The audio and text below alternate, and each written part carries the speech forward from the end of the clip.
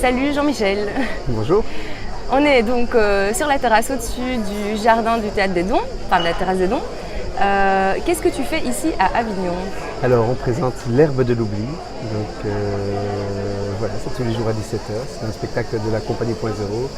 C'est un spectacle assez étrange parce qu'il mélange de la vidéo, des marionnettes et des témoignages.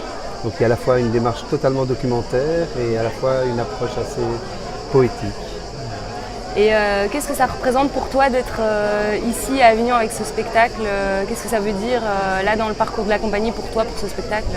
Alors c'est plusieurs choses. Je pense par rapport au thème, il y a déjà quelque chose d'intéressant. Donc, parce que le spectacle parle de la catastrophe de Tchernobyl 30 ans après.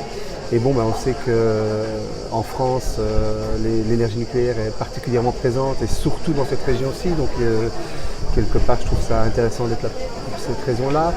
Après, c'est évidemment l'occasion de toucher un marché gigantesque. Donc c'est une chance d'être là, qu'on mesure tous les jours, vraiment, surtout au Théâtre des Dons, qui est quand même un des théâtres qui fonctionne bien, il y a un label Théâtre des Dons, il y a un label peut-être Théâtre belge aujourd'hui, Théâtre belge francophone, mais il y a même le label Théâtre des Dons.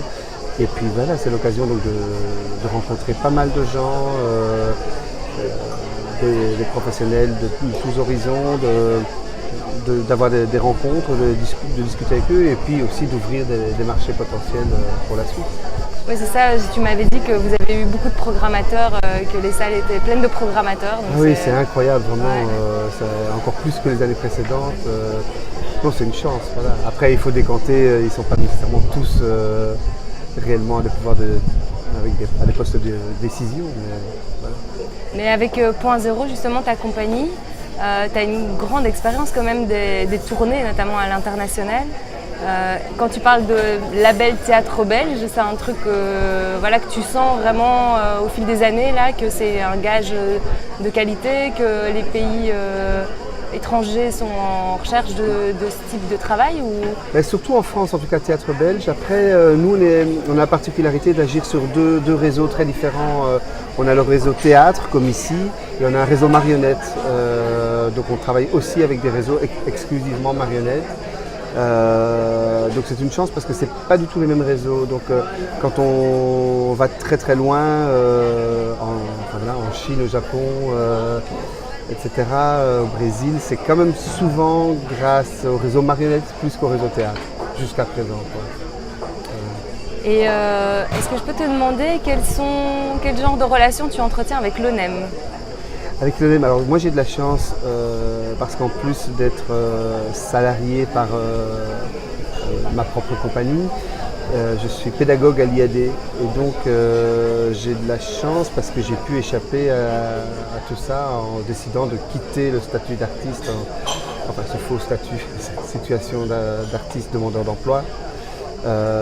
Et donc je n'ai aucune relation avec l'ONEM depuis une dizaine d'années. Donc j'ai eu cette chance de pouvoir quitter cet endroit très problématique, où pour l'instant se prennent des décisions extrêmement graves et préjudiciables. Et entre autres, quand toute cette chasse aux artistes, à la fois pour renouveler les statuts, pour l'obtenir, mais aussi, moi, une des choses qui me choque le plus, c'est le droit d'association, où énormément d'artistes n'osent plus se faire partie de conseils d'administration parce qu'on les interdit, alors que le droit d'association est un droit inaliénable. Ouais. Quels sont tes bons plans, tes astuces, tes conseils pour partir en festival en tant qu'auteur, en tant que metteur en scène? Toi qui as quand même une grande expérience de festival ici à Avignon ou ailleurs dans le monde, en Corée par exemple. Oui, après ça dépend des festivals parce que ils ont tous leur propre code. Il y a des endroits où c'est plus facile de rencontrer les gens que d'autres. Je pense qu'il faut effectivement se dire que ne pas avoir peur d'aller vers les personnes et de les rencontrer à la sortie des spectacles, d'être là, d'être présent. Il y a une belle phrase d'Hervé Lautrep qui dit il faut saisir les opportunités sans être opportuniste. Mais c'est vraiment ça, c'est être attentif. Je pense que si on vient présenter un spectacle, être là à l'accueil et à la sortie, c'est vraiment important. Après, dans les beaux festivals, ils mettent des choses en place pour que des rencontres plus intéressantes puissent se faire. Ici en Avignon, ça se passe. Il y a un très beau festival à Rio de Janeiro qui lui propose carrément que les artistes prolongent leur période sur place et donnent des masterclass. Et donc c'est super parce que tous les artistes du monde se rencontrent en dehors même du spectacle qu'ils viennent présenter et proposent une sorte de classe ouverte et voilà, on peut travailler avec les Norvégiens et tout ça, ça crée des dynamiques formidables. Si, j'ai une dernière petite question. Si tu pouvais aller boire un verre avec quelqu'un, n'importe qui, de vivant, de mort, de réel ou d'imaginaire, ce serait qui? Waouh.